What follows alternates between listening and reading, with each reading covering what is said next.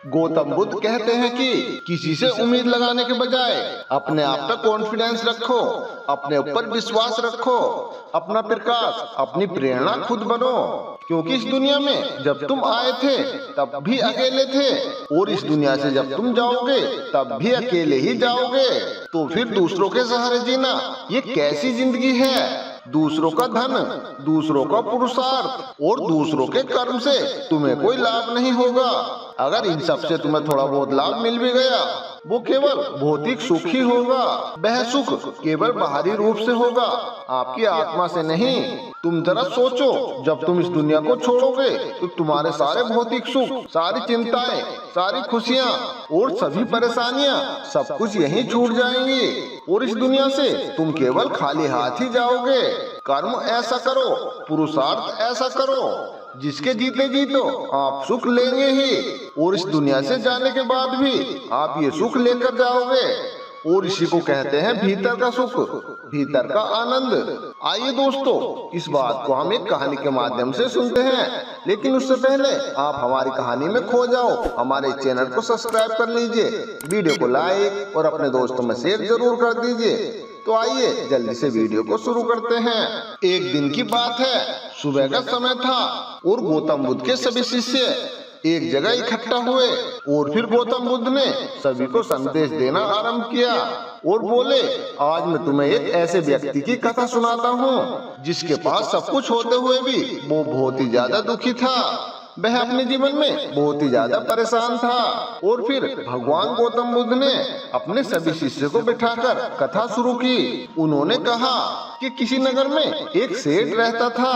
उसके पास लाखों की संपत्ति थी, उसके पास जमीन जायदाद सब कुछ था, उसकी बहुत बड़ी हवेली थी, नौकर चाकर थे।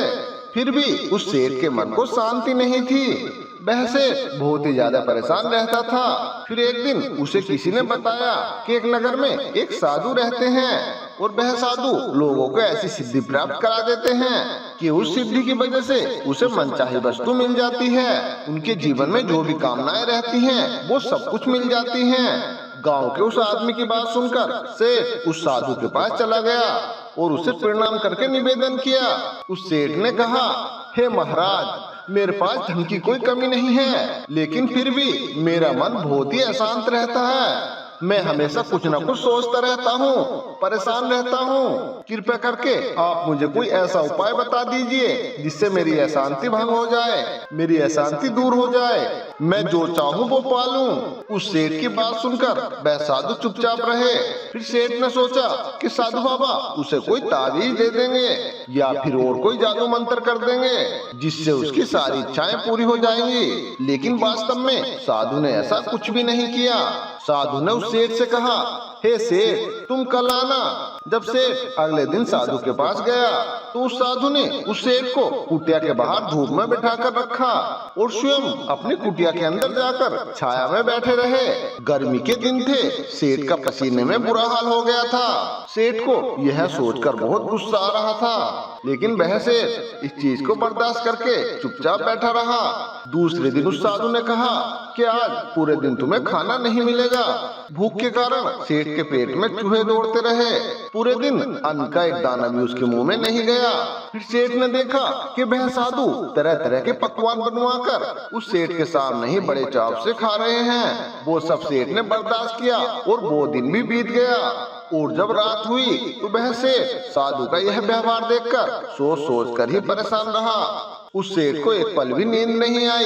वह सेठ सोचता रहा कि यह साधु तो बहुत ही स्वार्थी है, आखिर एक साधु इतना स्वार्थी कैसे हो सकता है। और फिर तीसरे दिन उस सेठ ने अपना बिस्तर बांधा और वहां से चलने को तैयार हो गया।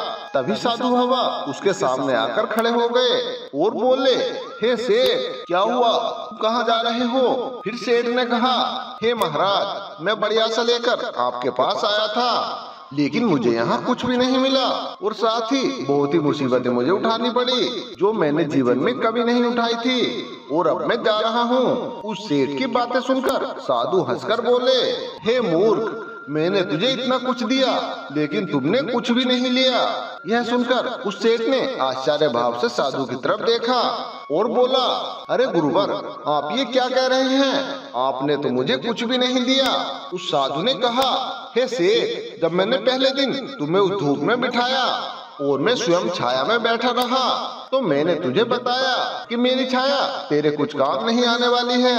यहाँ पर वो साधु सेठ को समझाना चाह रहे थे कि हम इस दुनिया में जो भी कर्म करते हैं उससे दूसरों को लाभ नहीं होने वाला है। हमारे कर्म के फल हमें ही मिलेंगे।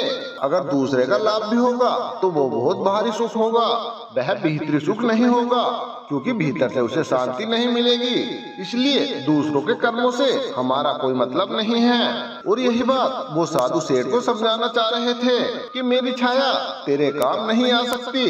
फिर उस साधु ने दोबारा उस सेठ से कहा, जब मेरी ये बात तेरी समझ में नहीं आई तो मैंने दूसरे दिन तुझे भूखा रखा और स्वयं खूब अच्छी तरह से खाना खाया। उस बात से मैं तुम्हें ये समझाना चाहता था कि मेरे खा लेने से तेरा पेट नहीं भर सकता।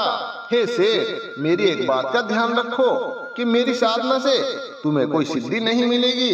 धन तूने पुरुषार्थ से कमाया है और शांति भी तुम्हें अपने ही पुरुषार्थ से मिलेगी। साधु उस सेठ को ये बात समझाना चाह रहे थे कि अपना प्रकाश स्वयं बनो, किसी दूसरे के भरोसे मत बैठो, अपना कर्म स्वयं करो।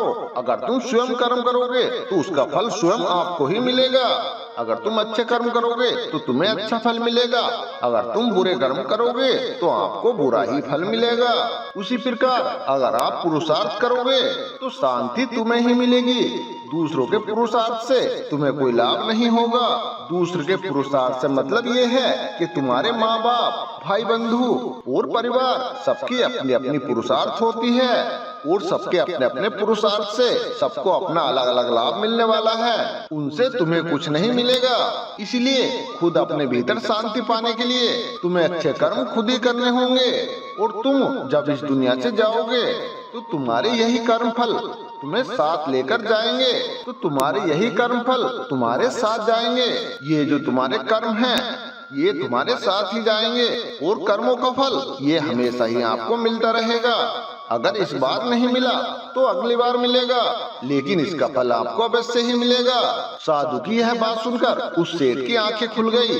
अब उस सेठ को अपनी मंजिल पर पहुंचने का रास्ता भी मिल गया था और उस साधु का धन्यवाद करते हुए वह सेठ अपने घर वापस लौट आया। दोस्तों, इस कहानी से हमें ये सीख मिलती है कि अगर हमें शांति प्राप्त करनी है तो दूसरों के भरोसे बैठे रहने से कुछ भी नहीं होगा। हमें खुद को अपने कर्म करने होंगे, पुरुषार्थ करने होंगे, तब जाकर हमें अपने जीवन में शांति मिलेगी। इसलिए गौतम बुद्ध जी कहते हैं, अपना प्रकाश स्वयं बनो। गौतम बुद्ध जी के कहने का मतलब ये है कि किसी दूसरे से उम्मीद लगाने के बजाय तुम अपना प्रकाश खुद बनो। इस दुनिया में कोई भी किसी का नहीं होता। किसी दूसरे के ऊपर तुम अपना जीवन व्यर्थ नहीं कर सकते। कोई भी व्यक्ति तुम्हारी मजबूरियों में थोड़ा बहुत सहारा लगा सकता है, तुम्हारा जीवन पार नहीं कर सकता। इसलिए अपने जीवन पालने के लिए तुम्हें खुद को मेहनत करनी चाहिए, दूसरे के ऊपर नहीं जीना चाहिए। दोस्तों, अगर हमारी वीडियो आपको अच्छी लगी हो तो इस वीडियो को लाइक और अपने दोस्तों में शेयर जरूर कर दें और कमेंट बॉक्स में बोधाय नवे अवश्य लिखें। तो मिलते हैं दोस्तों इसी तरह की एक और नई वीडियो के साथ। तब तक आप अपना ध्यान रखिए और हमेशा खुश रहिए।